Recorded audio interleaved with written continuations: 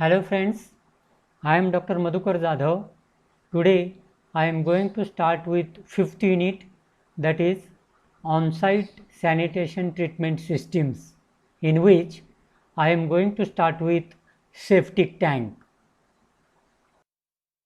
So content for the today's lecture: introduction of septic tank, construction details of septic tank, and design of septic tank. So starting with introduction, septic tank may be defined as a primary sedimentation tank with longer detention period. Detention period for septic tank may vary from 12 to 36 hours against the detention period of 2 hours for ordinary sedimentation tank. The extra detention period is required for septic tank because of the time required for digestion of settled sludge. Next, since the digestion of settled sludge is carried out by anaerobic decomposition process, the septic tank works on the principle of anaerobic decomposition, and anaerobic bacteria are taking place for the decomposition of sludge. Moreover, due to anaerobic decomposition of settled sludge, foul gases may be emitted into the tank, and to take out these gases, high vent pipe is provided for the septic tank.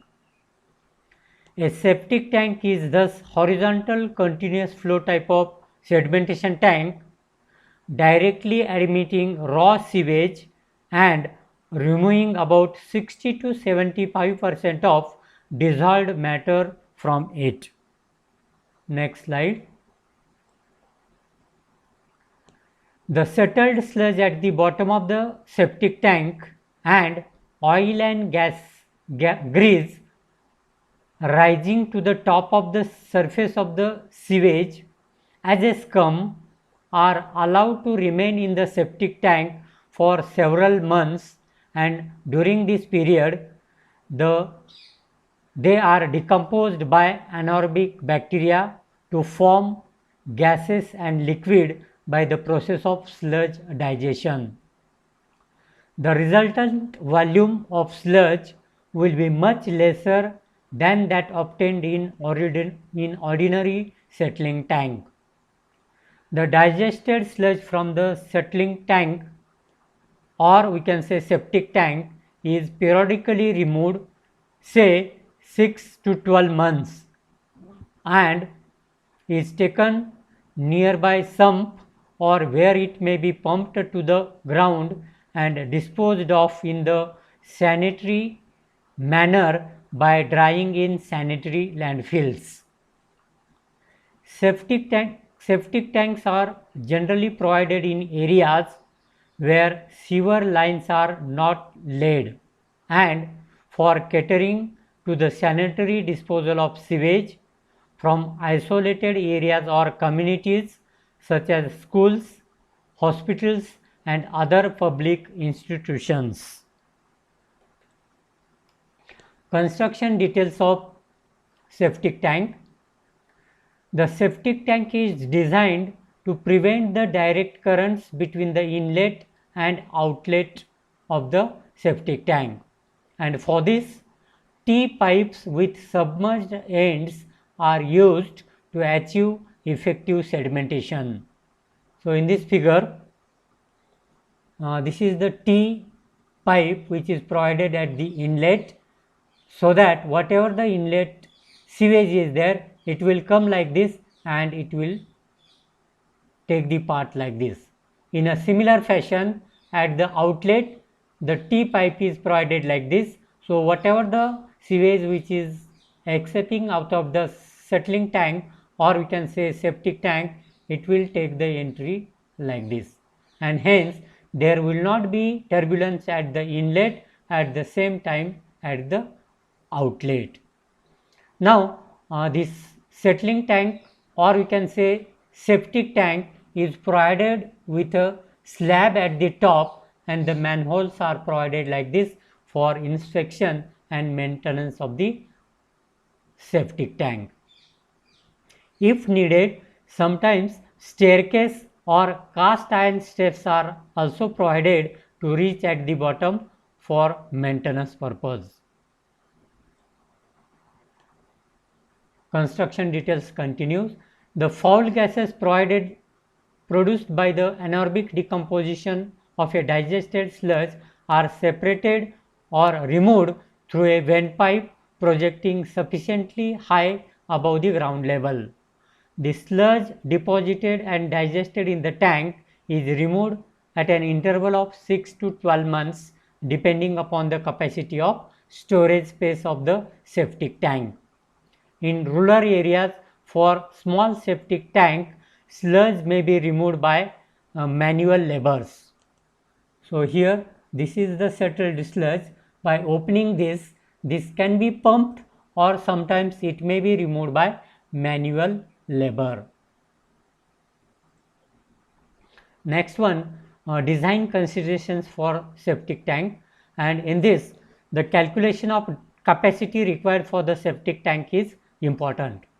A septic tank should be capable of storing the sewage flow during detention period and an additional volume of sludge for 6 months to 3 years depending upon the periodicity of cleaning of the septic tank.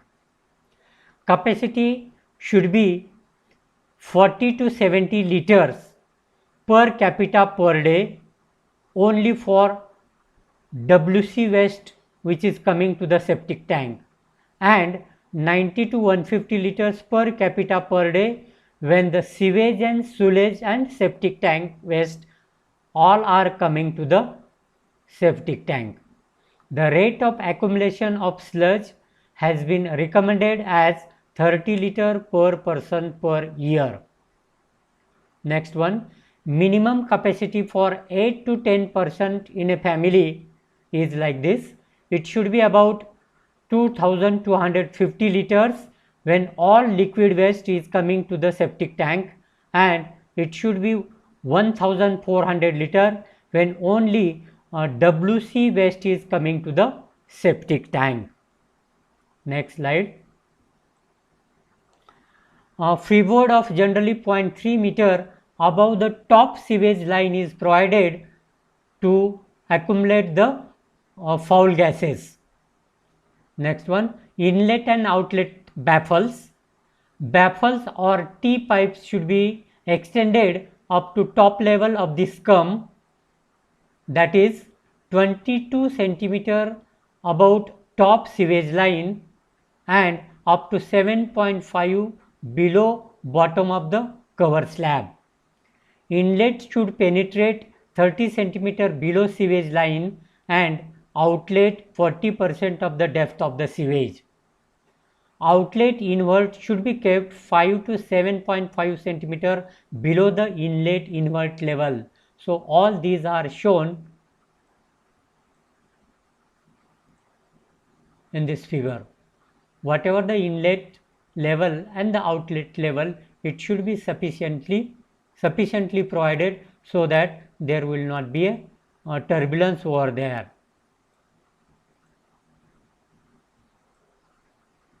Next one, detention period is one of the important parameter as far as design of septic tank is concerned. So detention period varying from 12 to 36 hours is commonly used, but a detention period of 24 hours is kept for design purpose.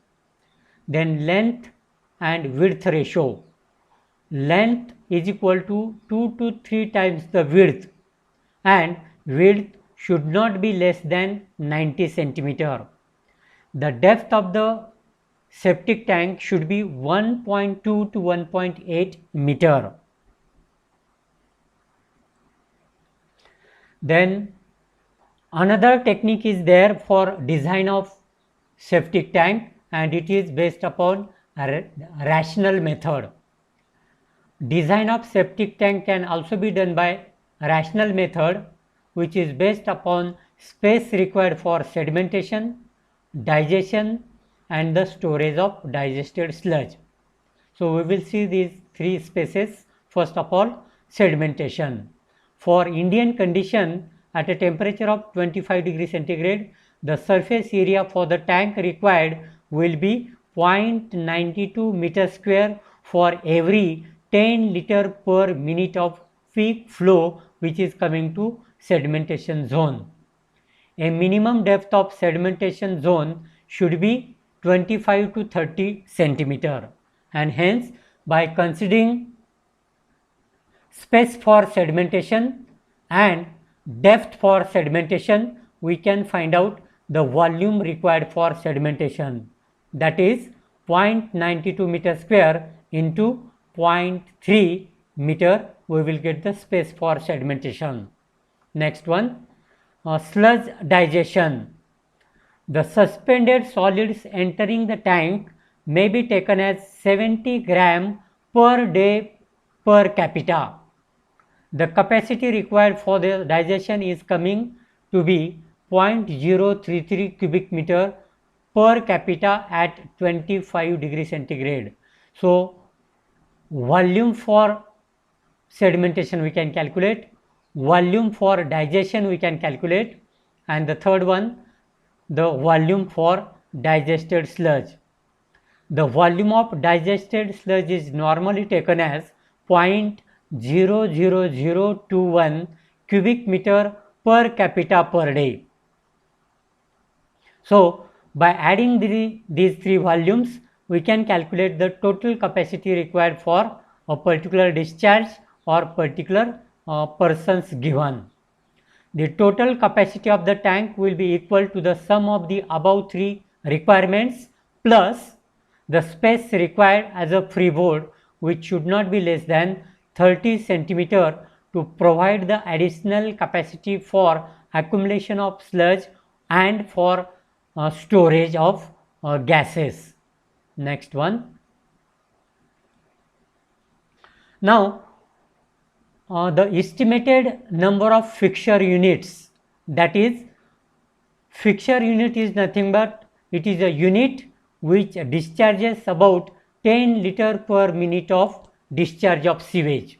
So estimated number of fixture units and the number of fixture units that contribute to the peak discharge in a small installments serving about 20 persons for residential housing colony up to 30% is given in table 17.1 and in table 17.2.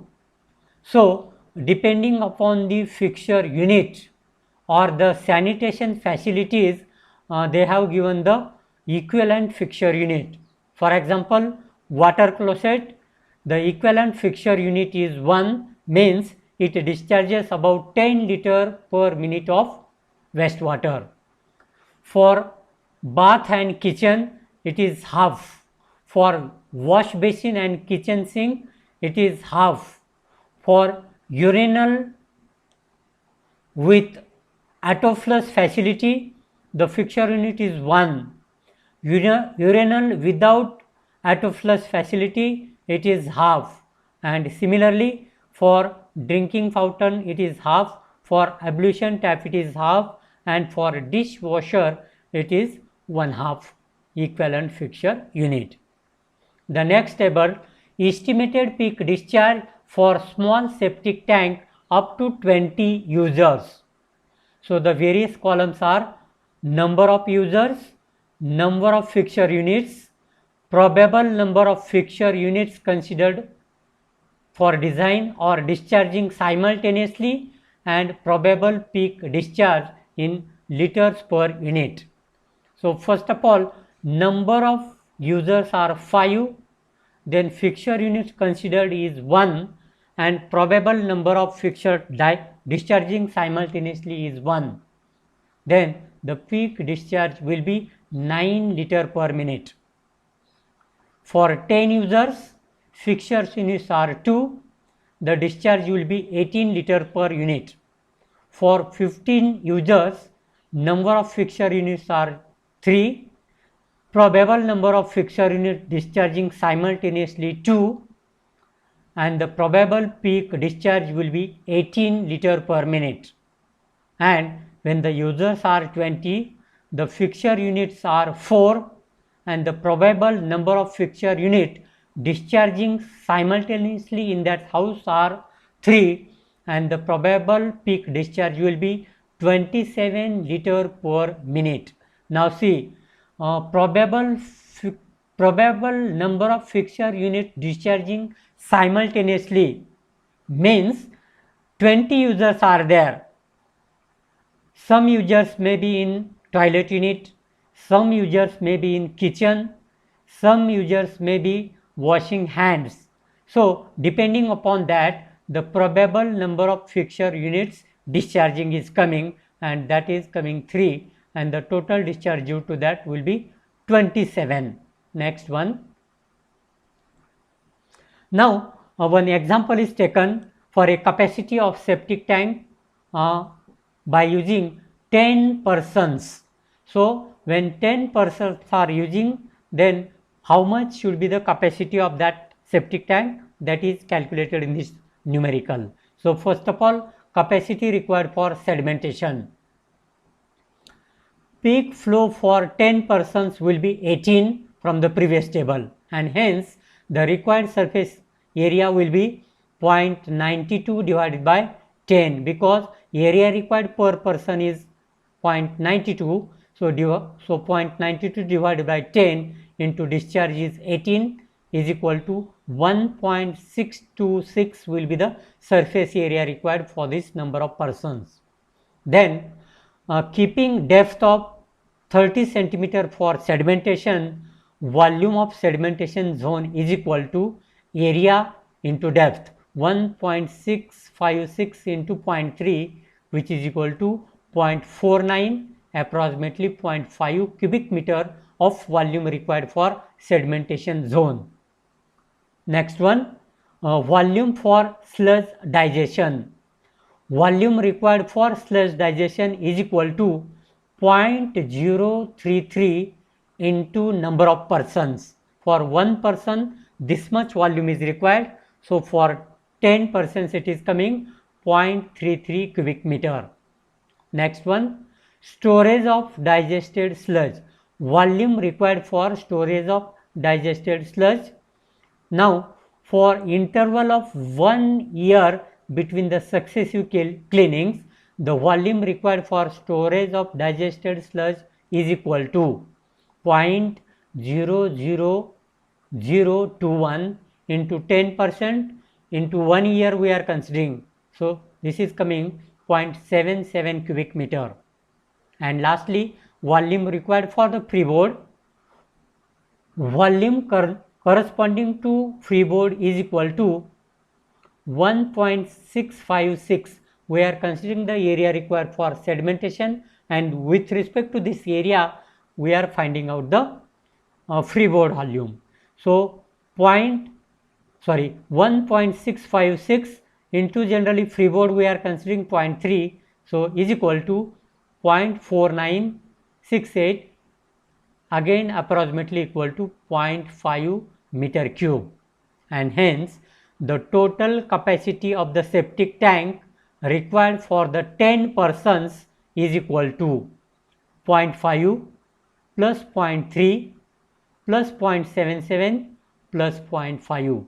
This 0.5 is the space for sedimentation, 0.33 is the space for sludge digestion, 0.77 is the space for storage of digested sludge, and 0.5 is again freeboard sludge. So total is coming 2.10 is the capacity required for the septic tank for 10 persons.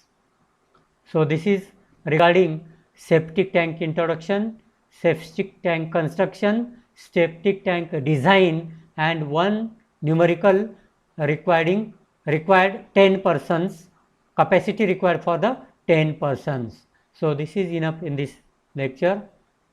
Thank you.